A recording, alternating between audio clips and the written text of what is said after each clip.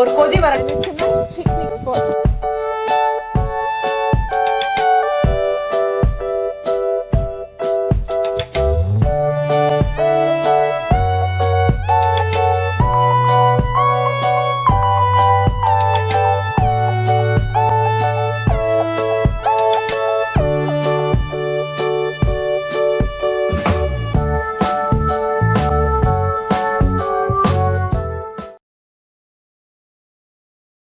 ஒரு கப்பு கருப்பு எள்ளு, இந்த மாதிரி கருப்பு எள்ளு எடுத்துக்கோங்க.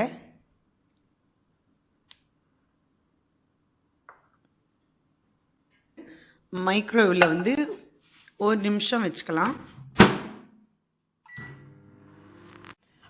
இந்த மாதிரி மைக்ரோவேவில் கை சுடுற அளவுக்கு நல்லா எடுத்துக்கணும். ரொம்ப சுடுது, கொஞ்சம் நேரம் ஆட்டும்.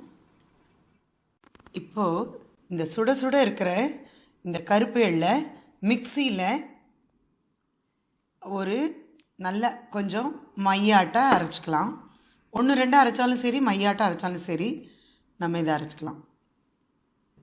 இதோ இந்த மாதிரி அரைச்சிட்டோம். நம்ம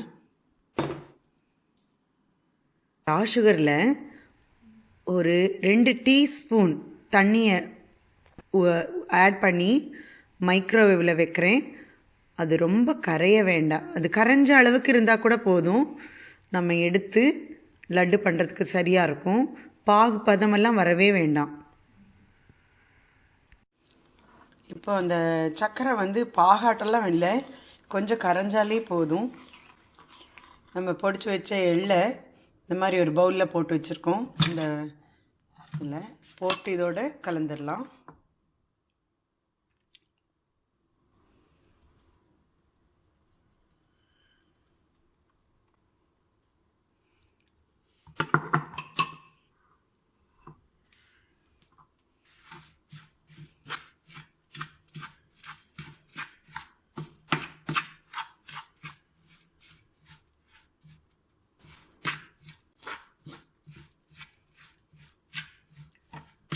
கொஞ்சம் நல்லா கலந்துட்டு இப்போ நம்ம உருண்டையாக எடுத்து பிடிச்சி வச்சுக்கலாம் லட்டாட்டை.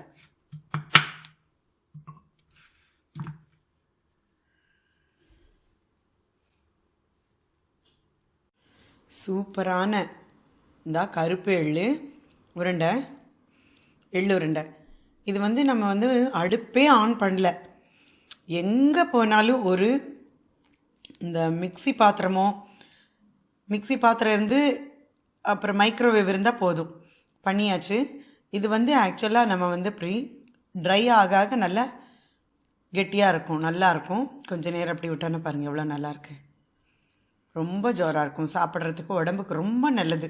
கருப்பெள்ளு ரொம்ப நல்லது. கருப்பாக இருக்கக்கூடிய எல்லா பொருள்லையுமே ரத்த விருத்தி அதிகம்.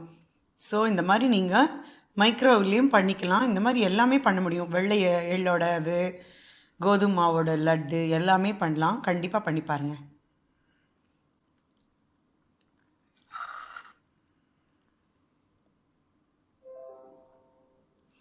ரெண்டே பொருள் தான் இதுக்கு தேவையான, அந்த சுகர், கருப்பு எள்ளு, வேறு எதுவுமே சேர்க்கலை. எக்ஸலண்ட்டாக இருக்குது.